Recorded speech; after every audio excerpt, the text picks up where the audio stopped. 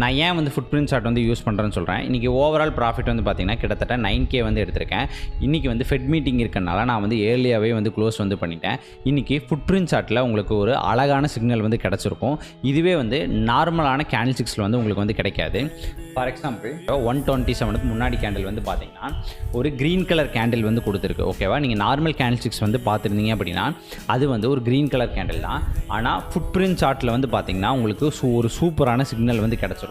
இப்போ இங்கே வந்து பார்த்திங்கன்னா கீழே வந்து பார்த்திங்கன்னா பை வால்யூம்னு வந்திருக்கு, அதே மாதிரி செல் வால்யூம்னு வந்திருக்கு. ஓகேவா, அப்படின்னா அந்த கேண்டிலில் டோட்டல் நம்பர் ஆஃப் எத்தனை லாட் வந்து செல் பண்ணியிருக்காங்க, எத்தனை லாட் வந்து பை பண்ணியிருக்காங்க அப்படின்னு நமக்கு ஃபுட் பிரிண்ட் சார்ட்டில் வந்து தெரியும். இப்போ இங்கே இந்த கேண்டிலில் வந்து பார்த்திங்கன்னா கேண்டில் வந்து க்ரீன் கலரில் இருக்குது.